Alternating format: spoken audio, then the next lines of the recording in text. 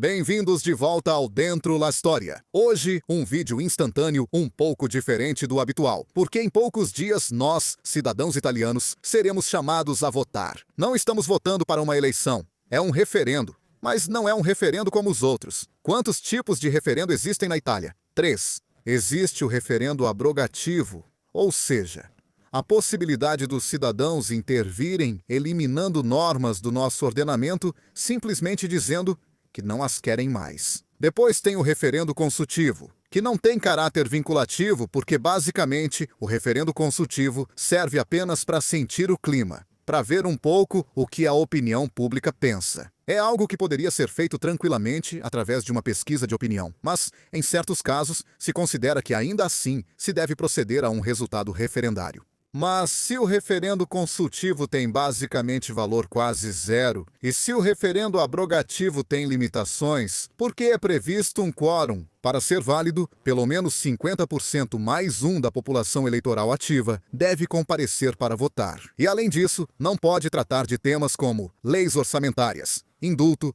anistia ou a ratificação de tratados internacionais. O último referendo. O último tipo de referendo, aquele que vamos examinar, aquele pelo qual vamos votar, vamos às urnas em poucos dias, é um tipo extremamente particular.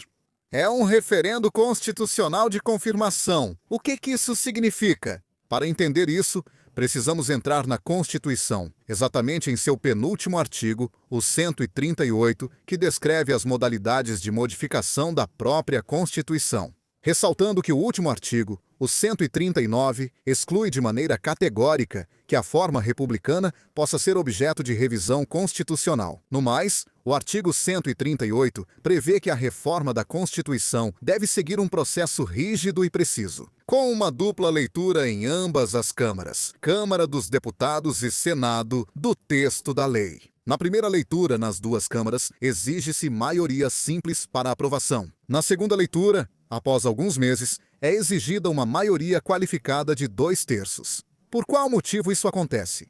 Para evitar que uma simples maioria parlamentar, talvez representando uma minoria do país, possa modificar de maneira drástica a Carta Constitucional. É um mecanismo de segurança. E então, o que acontece no caso em que um projeto de lei constitucional passa sem problemas na primeira votação em ambas as câmaras, mas na segunda votação não encontra em uma ou ambas as câmaras a maioria qualificada? É aí que entra em cena o referendo constitucional confirmatório. Um referendo para o qual não é previsto quórum. Portanto, mesmo na hipótese absurda de apenas um cidadão ir às urnas para votar, esse referendo ainda assim seria válido. Claro que nunca vai acontecer, e eu espero que nunca aconteça, que apenas um cidadão vá às urnas votar. Seria a morte da nossa democracia. Mas é o que está previsto. Pode acontecer. É possível intervir dessa forma. E neste caso, votar sim significa querer aprovar o projeto de lei já ratificado pelo parlamento. Votar não significa se opor e fazer com que essa reforma constitucional caia completamente. Na história do nosso país, já tivemos 4 referendos constitucionais. 2 que levaram à aprovação das mudanças e 2 que, ao contrário, rejeitaram. A primeira vez que fomos votar foi em 7 de outubro de 2001 para a reforma do título 5º da Constituição, as relações entre Estado e regiões. Com uma participação extremamente baixa, de 34%, numa época em que a participação nas urnas para as eleições políticas ainda era razoável. Estávamos em torno de 65% a 70%. Naquela ocasião, 64,2% dos eleitores que foram às urnas aprovaram a reforma. A consulta referendária seguinte foi em 25 e 26 de junho de 2006. A chamada devolução, ou seja, a tentativa de transferir para os entes locais, principalmente para as regiões, algumas competências de natureza estatal. Era uma reforma constitucional desejada pelo terceiro governo Berlusconi e foi rejeitada. A participação foi superior à do referendo confirmatório anterior, foi de 53,6%, e o não chegou a 61%. Também essa foi uma ocasião histórica, não só porque sancionou justamente o fim do projeto federalista através do instrumento da devolução, mas porque os cidadãos deram uma resposta clara. Terceiro episódio, 4 de dezembro de 2016. A reforma constitucional chamada Renzi-Boschi, ou seja, a superação do bicameralismo perfeito e outras modificações adicionais. Comparecimento ainda maior do que o anterior. 69%, então, era um tema muito relevante. E o não prevaleceu também desta vez com 59,11%. Aliás, o referendo teve um impacto político porque provocou a renúncia de Matteo Renzi como chefe do governo, então o fim do seu período como chefe do governo, e posteriormente o nascimento do governo Gentiloni. Aquele referendo foi extremamente personalizado, porque o próprio Matteo Renzi lançou quase um desafio sobre si mesmo. Ou eu venço ou vou para casa. Ele foi para casa. Todos nós sabemos disso. O último referendo em ordem cronológica foi aquele de setembro de 2020, a reforma constitucional para a redução do número de parlamentares. Passar de quase 1.000 parlamentares entre deputados e senadores para 600 foi apresentada como uma necessidade de economia, de revisão de gastos. Na verdade, ainda estou convencido de que isso foi uma besteira. Porque menos parlamentares significa menos representantes, o que significa menos possibilidade para o cidadão comum de fazer sua voz ser ouvida no parlamento e, portanto, na política nacional. Essa reforma foi aprovada com 69,6% de respostas favoráveis. O resultado foi, portanto, um corte no número de parlamentares que, a partir das eleições de setembro de 2022, foram reduzidos primeiro nos colégios e depois, obviamente, nas cadeiras. Agora vamos votar o projeto de reforma da Justiça e do ordenamento da magistratura. Por um lado, a separação definitiva das carreiras entre juízes de instrução e juízes de julgamento, e por outro, a divisão do CSM, do Conselho Superior da Magistratura, criando mais órgãos de controle. É uma reforma que foi desejada pelo governo atual e que é assinada pelo ministro Carlo Nordio, o guarda-selos. É uma reforma muito contestada, porque, por um lado, foca justamente na questão de separar definitivamente as carreiras dos magistrados, para dar uma garantia absoluta ao réu na esfera penal, porque estamos falando apenas da esfera penal, certamente não dos processos civis, de transparência e de garantia de ausência de interferências. Por outro lado, é criticada a vontade do Executivo de tentar submeter o Poder Judiciário, que na ótica da nossa Carta Constitucional, que se baseia nos princípios de Montesquieu, é separado dos outros poderes, ou seja, o poder legislativo que faz as leis e o poder executivo que executa as leis. Vocês devem ter ouvido, nas últimas semanas, os dois lados, quem apoia o sim e quem apoia o não. Está claro que esse projeto de lei de reforma já foi aprovado no parlamento, mas para ser definitiva, para realmente entrar em vigor, precisa passar pelo crivo da vontade popular. É algo chocante em relação ao que havia sido decidido pelos pais constituintes. Lembremos sempre de um princípio. As modificações na Constituição deveriam ser feitas para melhorar a própria Constituição ou para torná-la adequada às necessidades do momento, do cotidiano, da evolução dos tempos. Mas será que é sempre assim mesmo? Ou às vezes a vontade de fazer reformas só para agradar alguém? Um grupo político ou outra coisa? Ou ainda para distrair a opinião pública, ou simplesmente para tentar destruir o que existia antes? A Constituição não nasceu em um dia. A Constituição nasceu após 18 meses de intensos trabalhos conduzidos por especialistas, os pais constituintes. Vindos de várias escolas diferentes, de muitos pensamentos diferentes, de muitos partidos diferentes, e que souberam agir de forma harmoniosa, trabalhando todos juntos, superando as desconfianças, superando às vezes até aquilo que poderia ser um obstáculo, para encontrar algo em comum que fizesse bem a um país que na época saía de uma guerra destrutiva. Tinha uma grande vontade de recomeçar. Mudar aquilo que foi escrito pelos pais constituintes deveria ser feito de maneira muito cuidadosa. E, se recorre ao instrumento do referendo confirmatório constitucional, significa que no parlamento algo não funcionou. Por quê?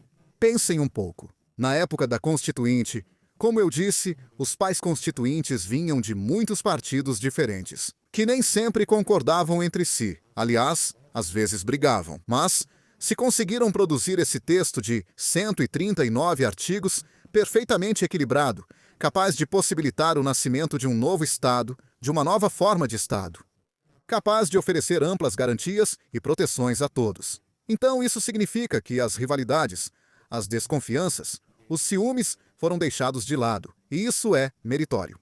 Mas se no parlamento, no nosso parlamento, os partidos não conseguem encontrar um ponto de acordo comum, e as reformas constitucionais são feitas à força de maioria partidária, como bloco governamental, sem buscar o diálogo com as outras forças políticas, dizendo, tudo bem, mas caso haja o referendo, aí veremos.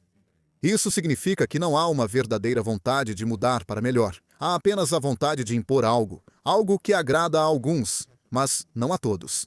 E não é certo que esse algo faça bem à República em si e aos cidadãos que compõem essa República. Eu sempre gosto de lembrar uma frase do saudoso advogado Giorgio Ambrosoli, que, aliás, era de fé monarquista. Então, não é que ele amasse de forma tão visceral a República, mas era uma pessoa íntegra, justa, inteligente, sensível.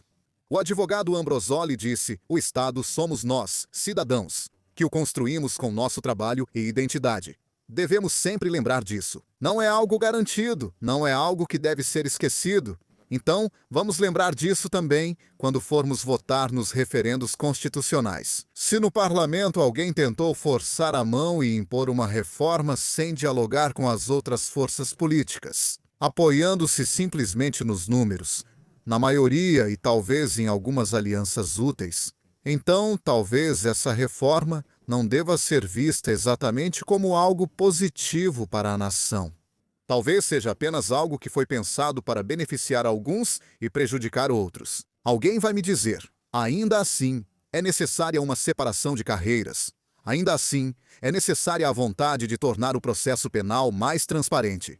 Eu tenho duas notícias para vocês. A primeira, anos atrás, foi aprovada a reforma Cartabia, que mesmo com todos os seus problemas, introduziu o princípio da separação de carreiras. Com a reforma Cartabia, apenas uma vez o magistrado pode passar do cargo de investigador para o de julgador. Não é permitido ir e vir entre os dois cargos, só uma vez. Depois disso, é preciso escolher um lado, o que já demonstra transparência. O verdadeiro problema na justiça italiana não é a justiça penal, que sim, não é rapidíssima, mas talvez fosse mais rápida se o parlamento evitasse aprovar leis que dificultam a ação penal toda vez. O verdadeiro problema da Itália é o julgamento civil.